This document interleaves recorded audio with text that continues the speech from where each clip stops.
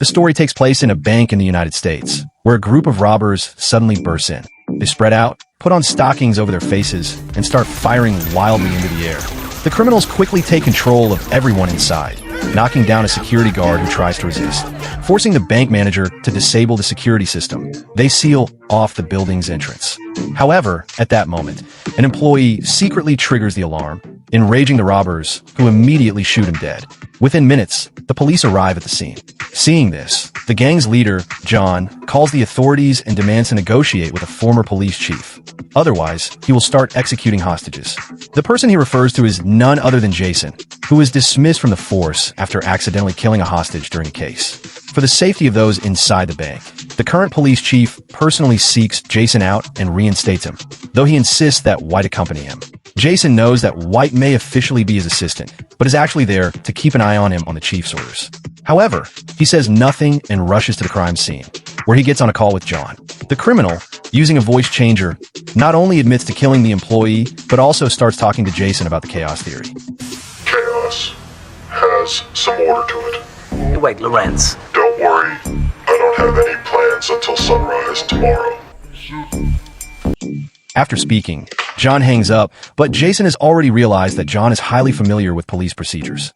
As for his mention of before sunrise, Jason suspects it's just a stalling tactic to buy time for the next phase of his plan. Deciding they can't wait any longer, Jason and his team opt for a direct assault to rescue the remaining hostages. Once the SWAT team is in position, Jason warns them that they have only 5 minutes, as the bank's backup generator will restore power after the main supply is cut.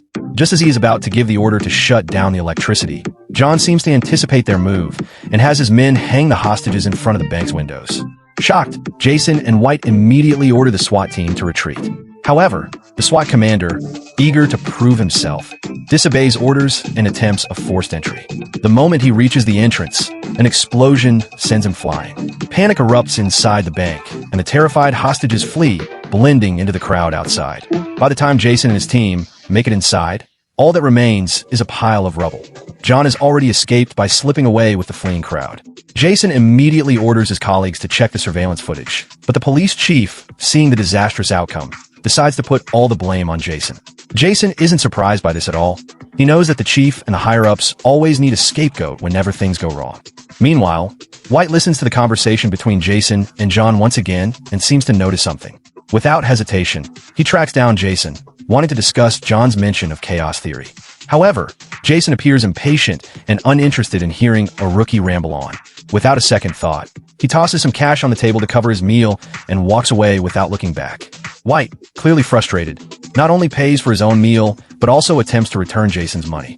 Little does he know, this seemingly insignificant action will play a crucial role later on. That afternoon, the police spot a known criminal on surveillance footage.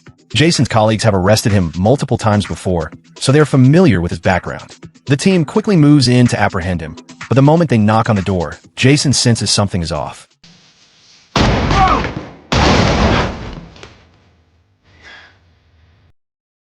A few gunshots ring out, and as soon as they kick the door open, they fire a few shots inside, startling the suspect into fleeing. Jason immediately gives chase, but gets hit by a bullet, allowing the suspect to escape through the window. Seeing this, White rushes after him, trying to stop the fleeing suspect by aiming his pistol at the car. However, the suspect nearly runs him over. Scrambling to his feet, White commandeers a motorcycle to continue the pursuit, but he quickly loses control and crashes at the alley's entrance. The suspect, seeing this, smirks in triumph, only to be slammed to a stop by a police car the next second. The driver, of course, is Jason.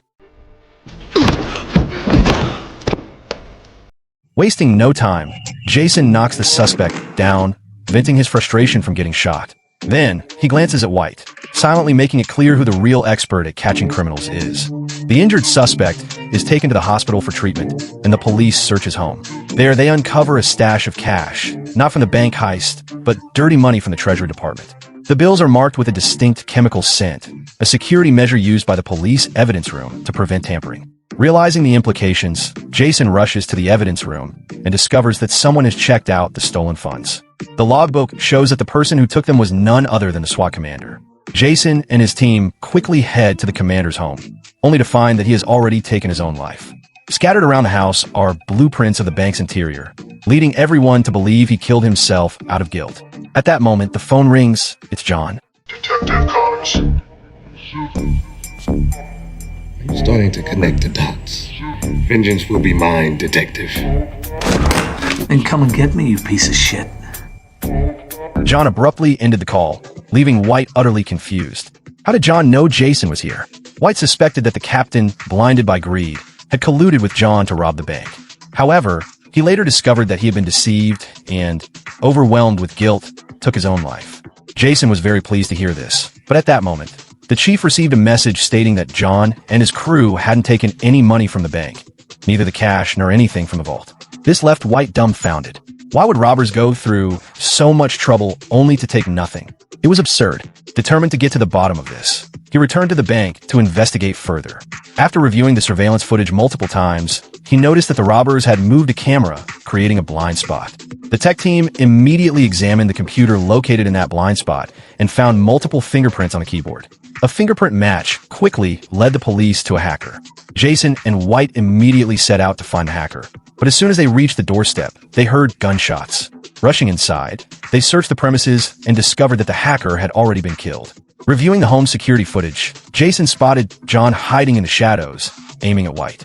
Reacting instantly, Jason tackled White to the ground, but not before a bullet grazed his shoulder.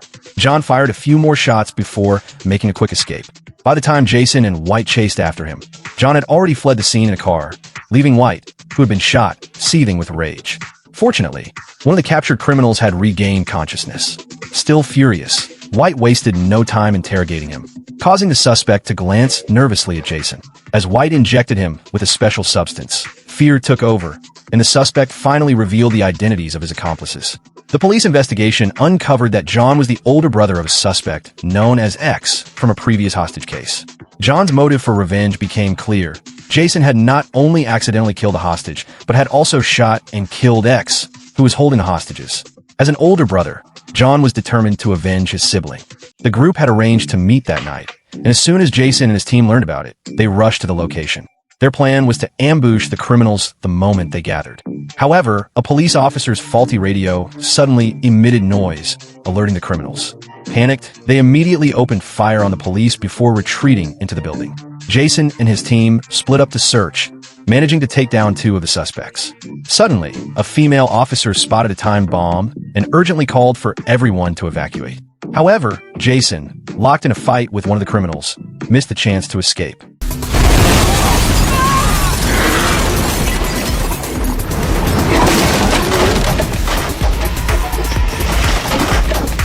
After the explosion, firefighters quickly responded to the scene and discovered Jason's badge along with a charred body.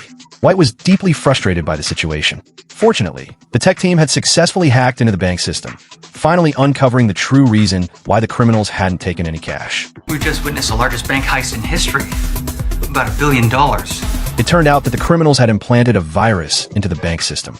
This virus was designed to randomly withdraw small amounts of money from various accounts and deposit them into a virtual account, continuously transferring the funds to the next account in the chain.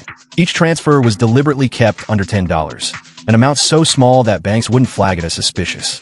This way, even if they managed to steal $1 billion, neither the bank nor the police would immediately notice.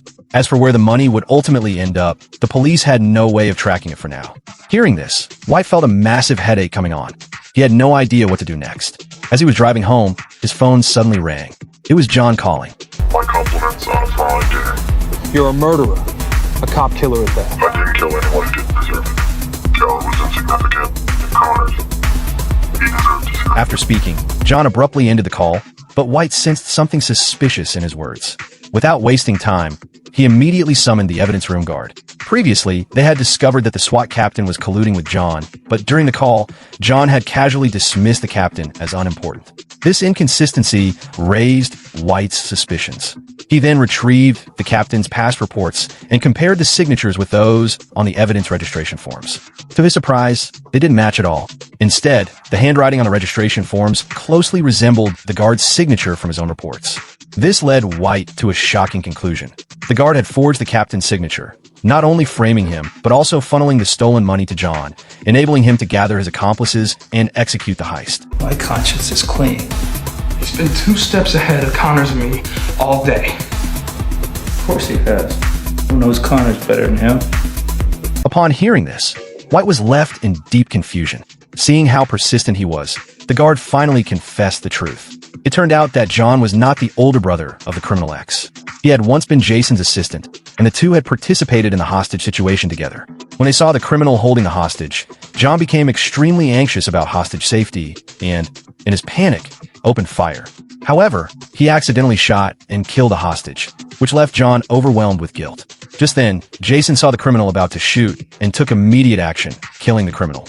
Afterward, both Jason and John were accused of excessive force, leading to John's immediate dismissal and Jason's suspension. Filled with rage, John plotted his revenge, not only toying with Jason and the police, but also framing the SWAT captain through the guard. After learning all of this, the tech department traced John's phone call location using call data, and White rushed to the scene. He arrived just in time to spot John leaving a restaurant. John, seeing White, pretended to surrender, but then suddenly opened fire on them, swiftly retreating back into the restaurant. When White and his team entered, they found that John had taken the restaurant's owner hostage, recreating the same hostage situation in an effort to make White experience the terror he had felt. Just then, one of White's colleagues tried to launch a surprise attack, but was quickly spotted by John. John used his gun to push White and his team back, and then escaped with the restaurant owner. After White chased him out, only the boss lady was left, trembling in fear. But she still pointed in a direction. White quickly pursued, only to be ambushed by John, who was hiding on a container. Thankfully, White dodged just in time to avoid disaster. After the bullets ran out, John attempted to escape by boat, but White caught up with him. Suddenly, John jumped off the boat, knocking White's gun away, and they started fighting.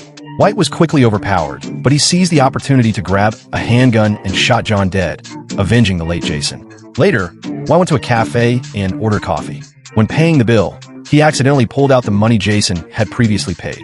He smelled it and realized it had the same scent as the stolen cash from the evidence room. White immediately understood something and rushed to Jason's house to search. He happened to find a book on chaos, which was marked with the chaos theory John had mentioned. White quickly realized that Jason might still be alive. He asked his colleague to investigate the author of the chaos theory, and they found that this author was about to board a plane. White immediately went to the airport and asked the front desk to help locate Jason. Just then, Jason called him. Think about that a minute. Doesn't that blow your mind? $10. That, my friend, was my mistake. I called you. After hearing this, White quickly realized that Jason was the mastermind behind the robbery. While answering the phone, he frantically searched for Jason, hoping to catch him before he boarded the plane. Jason openly admitted to everything, even saying that he had planted the time bomb. Before the explosion, he left a badge on his accomplice's body, then swiftly hid in a pre-prepared tunnel. After the explosion, he changed into a firefighter's uniform and left the scene. It's after 6. The money's cleared. I'm a wealthy man. So why not kill me? You have plenty of opportunities. It wasn't about killing Shane. It was about standing up for what matters. Besides, you kinda grew on me. It turned out that everything Jason did was for revenge against the system. Every time something went wrong during a case, the higher-ups would place the blame on the frontline officers. But Jason and his team had always followed the rules, only to become scapegoats. This made Jason despise the system, which led him to play this elaborate game. Moreover, the reason they were dismissed and suspended in the first place was because the SWAT team captain testified against them. So, not only did Jason kill him, but he also planned to frame him for everything. After saying this, Jason ended the call, walked confidently to his private plane, and leisurely sipped his favorite champagne, preparing to enjoy the rest of his life with $1 billion. It's safe to say that Jason's portrayal in this scene was completely different from his usual roles. He abandoned the violent problem-solver character and instead crafted an image of a high IQ mastermind, seemingly always in control. What do you all think of this?